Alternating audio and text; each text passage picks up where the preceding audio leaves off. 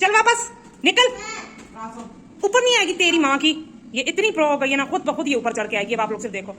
हानी go back, हानी go back. इतनी ये देखें, ये 1.5 साल का बच्चा इतना कोई एक नंबर का हो गया। पता नीचे इसके कपड़े देखो। अब ये खुद आएगी, मैं जा रही हूँ, ये खुद आएगी। इतनी प्रो, कल मैं आई थी छत पे कपड़े बिछाने, तो मैं कपड़े बिछा थी, मैंने देखा मेरे पीछे खड़ी है, बिल्कुल एंड उसी टाइम पे आई है। ये अब उतार के लेके जाऊंगी। गुलेरा ज़ेदा ये अब लेके जाऊंगी। थोड़ा सा बिस्तर निकाल रहे हैं। अस्सलाम वालेकुम वरहमतुल्लाहि वबरकातुहू। कैसी हैं तमाम बहनें? उम्मीद करती हूँ तमाम ठीक ठाक होंगी। आज जो है ना मैं अपना ब्लॉग शुरू कर रही हूँ। इस वक्त जो है ना तकरीबन 10:30 बज रहे थे और नीचे इतना कोई ज़्यादा काम है ना। मैं ऊपर आई हुई हूँ, किस रीज़न से भी आपको दिखाती हूँ। पहले तो आप इस बच्चे का हाल देखें, इतना बुरा हाल। और ये नाच रही है यहाँ पे, बाहर सॉन्ग लगा हुआ था तो ये नाच रही थी। अच्छा जी, मैं किस काम से आई हूँ ऊपर मैं आपको भी दिखाती हूँ। हम जो है ना क्लीनिंग पे लगे हुए हैं। As I already told you, last blog में भी मैंने आपको बताया था। लास्ट में नहीं, शायद उससे पिछले वाले ब्लॉग में, मुझे भूल गया। तो ये जो है ना वो क्या कहते हैं, गर्म पानी का जो ग्रीज़र होता है वो अभी इंशाल्लाह भाई ठीक करेंगे। अभी उसकी हालत बहुत ख़राब है। तो सफाई का जो है ना वो भूत इस तरह से चढ़ा के बाजी कह रही थी, तुम लोग चले जाओ ऊपर वाले पोर्शन में, देख लो क्या चीज़ किस तरह पड़ी हुई है। तो उस लिहाज से जो है ना बिस्तर वगैरह भी निकाल दो। आजकल बहुत अच्छा मौसम हो रहा है कराची में। मतलब रात में इस तरह होता है कि पंखा बंद हो जाता है। बहुत मुश्किल से ये मौसम आता है ठंड का कराची में। तो अभी हम लोग लगे हुए हैं सफाइयों पे। और आप लोग इस चीज़ को बिल्कुल भी जज मत कीजिएगा कि इतनी गंदगी इतनी तबाही बनी हुई है, क्योंकि भाई आपको पता है धूल मट्टी का जो है ना वो रुझान हद से ज़्यादा होता है। मतलब जहाँ भी आप रहो ना, अगर आप आधा दिन भी उस जगह की सफाई नहीं करोगे ना, धूल मट्टी हो जाती। और इस घर की सफाई हम लोगों ने तकरीबन 2 महीने हुए नहीं की तो 2 महीने बाद तो ये सब काफ़ी दिनों से कह रही थी कि बेटा तुम लोग चले जाओ, कुछ ना कुछ सेटिंग तो बना लो। नीचे के तो काम नहीं ख़त्म होने, ना कुकिंग ख़त्म होनी है, ना किचन से फारिग होगे, ना क्लीनिंग से नीचे के घर की। तो तुम लोग जो है ना ज़बरदस्ती जाओगे ऊपर काम करोगे। तो अभी बस मैं और मेरी कज़न आए हुए हैं। अभी जो है ना इंशाल्लाह ये पेटी खोल रहे हैं। आपको पता है हर घर में पेटी होती है और माशाल्लाह माशाल्लाह से हमारे घर में 3-3 पेटियाँ हैं, क्योंकि हम 3-3 बहू हैं। तो अब हम पेटी खोलने लगे हैं, क्योंकि इस वाली पेटी में हमने अपना रेगुलर का जो बिस्तर होता है ना, जो मतलब हर साल निकलता है, फिर उसको हम जो है ना यूज़ करते हैं विंटर्स के, मतलब सर्दियों के मौसम में। पता नहीं क्या हो रहा है मुझे। तो वो वाला बिस्तर अभी इंशाल्लाह सेटअप होगा। सारा मैं और मेरी कज़न निकालने पे लगे हैं। और यहाँ हमारी हानी वो काम कर रही है। आप देख रहे नहीं क्या कर रही है, झाड़ पोंछ कर रही है। इतनी ये जो है ना एक नंबर की है। तो सबसे ऊपर इधर गद्दे पड़े हुए थे, जो सोफ़ों के बेसिक गद्दे होते हैं। तो अभी बिस्मिल्लाह से एक एक करके हम हाथ मारे। बाय द वे शुक्र अल्हम्दुलिल्लाह पेटी में एक कतरा भी जो है ना गंद नहीं था, क्योंकि जो हमारा बिस्तर था ना इसके ऊपर 3-3 चादरें हमने डाली हुई थी। आप ही ने भी 3-3 चादरें डाली हुई थी। और यहाँ पे जो है ना मुझे मिली थी अपनी कोई ख़ास चीज़, तो मैंने शुक्र किया, उसे ऊपर ही मैं खोलने लग गई। अभी आपको नहीं दिखाऊंगी, फिर कभी दिखाऊंगी। तो अब मैं क्या कर रही हूँ, 1 बाय 1 दूसरे घर से बिस्तर ले लेके तीसरे घर में पहुँचा रही हूँ। और इसको हमने तार पे डालना है।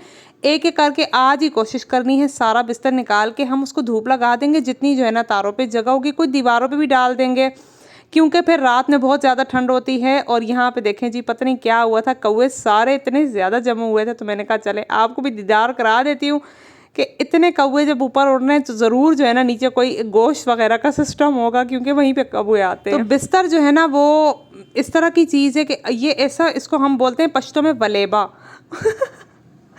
तो मैंने कहा मैं आपको भी कंप्लीट बताऊंगी। हम इसको जो है ना पश्तो में वलेबा कहते हैं। ये ऐसी चीज़ है ना, ऐसा वलेबा है ना, अगर आपके पास पड़ा हो ना तो आप बिल्कुल पुरसुकून होते। और ये हमारी शादी की सारा बिस्तर था। इस वाले तुलाई की जगह ऊपर नहीं थी, तो मैंने इसको यहीं पे लगा दिया, क्योंकि अभी ऊपर हम नीचे घर से बिस्तर लाएंगे। ये देखे जी, सबसे नीचे हम पहले बिस्तर लाए। और यहाँ पर मेरा कज़न बना रहा है टिकटॉक। उसको जो है ना इतना शौक है, जब भी आप कुछ भी कर रहे हो ना, आप नहीं समझेंगे, ये आपकी वीडियो बना लेगा। एक बार मैं कुकिंग कर रही थी, उसने मेरी धड़ाधड़ से तस्वीरें बना ली। मैं परेशान, मैंने कहा फराज तू क्या कर रहा है? तो उसने मुझे दिखाई कि ये देखो जी मैं ये काम कर रहा हूँ। मतलब इसमें ये इतना ये टैलेंटेड है ना ये बंदा, फोटोग्राफी में ना थम्स अप फॉर हिम। और माशाल्लाह कह दीजिएगा मेरा बहुत प्यारा सा भाई है। कौन कौन ये काम करते हैं? आप अगर काम कर रहे हो और घर पे आपके कोई भी ऐसा मुर्गा फंस गया या बकरा फंस गया, जो वो काम कर सकते हैं आप उस पर करवाएं। हमें हमारा कज़न मिला, हमने फ़ौरन से उसको बिस्तर थमा। ये मैं हूँ फुल ऑफ बिस्तर में लदी हुई। और ये जो है ना ऊपर लाई हूँ। आप ही का ये स्वेटर था, तो मैंने कहा चले आपको भी थोड़ा बहुत दिखा दूँ। आप ही कहती थी इसको ले जाओ ऊपर, और वहाँ जो है ना ऊपर वाली वॉशिंग मशीन के पास रख लो। फिर जो है ना मुझे टाइम मिलेगा तो मैं इंशाल्लाह इसको वॉश कर दूँगी, क्योंकि छोटी मोटी चीज़ें जो है ना वो वॉश हो जाती हैं, बड़े बड़े बिस्तर बड़े मुश्किल होते हैं वॉश करने। और यहाँ पे मैं आपको खाने का दीदार कराऊँ। आज मेरी छोटी सिस्टर किचन में लगी हुई है बाजी के साथ, उन दोनों ने जिम्मेदारी उठाई है किचन की। तो गोश्त आलू सिंपल जो पतले शोरबे वाला खाना होता है वो बन रहा है, क्योंकि घर में वो सबसे ज़्यादा शौक से खाया जाता है। आज मेरी फेवरेट सब्ज़ी बनी है, लिटरली I'm मेल्टिंग। आजकल मैं डाइट पे हूँ, लेकिन अब मुझे समझ नहीं आ रहा मैं डाइट करूँ या ये सब्ज़ी खा लूँ। मुझे कसमें इतनी पसंद है ना, मतलब गोभी आलू मेरा फेवरेट है, फिर उसमें गाजर डल जाएँ, चार चांद लग जाते हैं। लिटरली मुझे हद से ज़्यादा पसंद है। आप में से किन किन को सब्ज़ी पसंद है?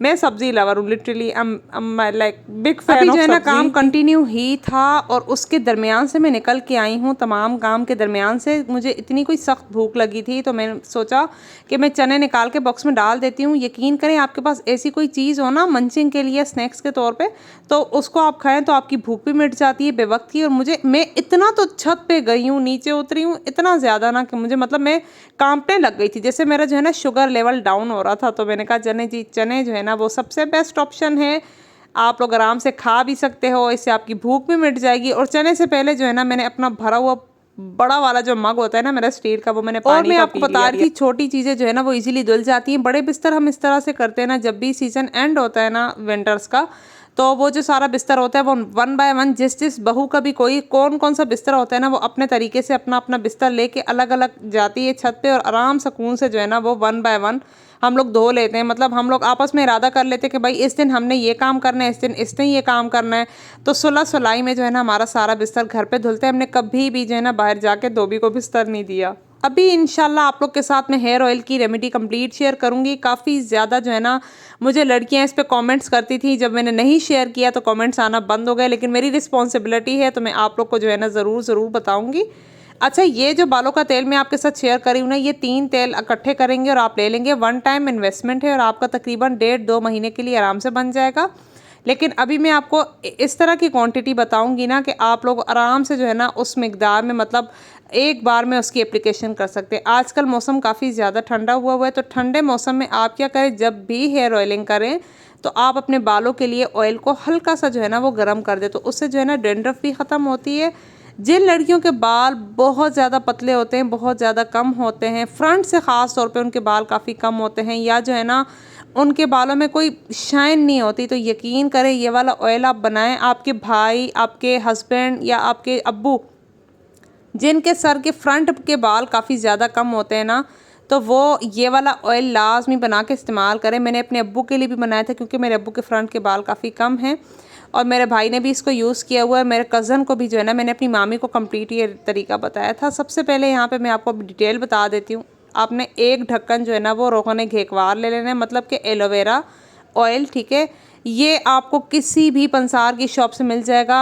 150 से 200 की एक बोतल होती है, इतनी ज़्यादा महंगी नहीं है। और पुदीने का जो तेल है ना वो इसमें बहुत ज़्यादा इंपॉर्टेंस रखता है, क्योंकि जो पेपरमिंट ऑयल होता है ना वो आपके बालों की ग्रोथ को इतना तेज़ कर देता है ना कि अगर आप 1.5-2 महीना भी लगातार ये वाला ऑयल इस्तेमाल करें तो आप यकीन करें, यहीं आके आप मुझे कमेंट में बताएंगी कि लिटरली आप ही इट वर्क्स रियली। ऑयल्स जो तीनों मैंने इस्तेमाल किए ना इस हेयर ऑयल में वो बेस्ट हैं। और साथ जो है ना ये देखें, मैं आपको बता रही हूँ ऑलरेडी मेरे पास बना हुआ है, और तकरीबन जो है ना ये आधे से ज़्यादा कम हो चुका है, क्योंकि मैं फ़ायका को और अपने बालों पे यही वाला ऑयल इस्तेमाल करती हूँ। और ये जो है ना बेस्ट ऑयल है।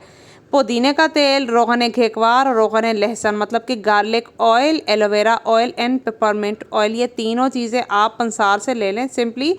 और एक चौथा ऑप्शन है आपके पास, ऑप्शन नहीं नेसेसरी है, वो भी आप लोगों ने लेना है घर में, सिंपल सरसों का तेल।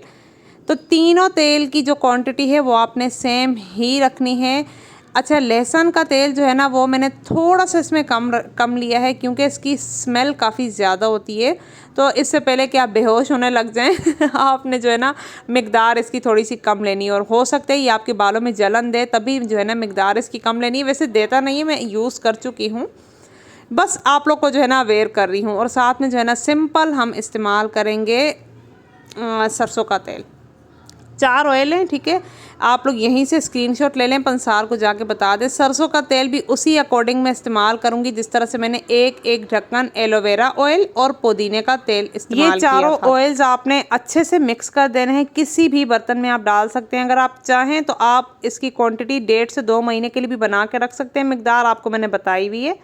और आपने हल्का सा इसको जो है ना नीम गर्म करना है। उसके बाद आपने बालों में अच्छे से मसाज करना है। कोशिश करिएगा कि रात में आप बालों में तेल लगा लें और नेक्स्ट डे आप दोपहर के टाइम पे जब मौसम थोड़ा सा वार्म हो जाता है, क्योंकि आजकल सर्दी है तो सुबह सुबह नहाया नहीं जाएगा, तो दोपहर के टाइम बेस्ट होता है। जोहर की नमाज से पहले आप जो है ना अपना हेड वॉश कर लें, तो ये हेयर ऑयल जो है ना बहुत चलें भाई। ये मेरी सिंपल सी जो है ना मैंने आज की आप लोग के साथ रूटीन शेयर कर दी। उम्मीद करती हूँ आपको अच्छी लगी होगी हमारी क्लीनिंग रूटीन। और जो है ना सर्दियाँ आ गई हैं माशाल्लाह से। Thank you so much for watching the vlogs. अल्लाह हाफिज़। अपना भरपूर ख्याल रख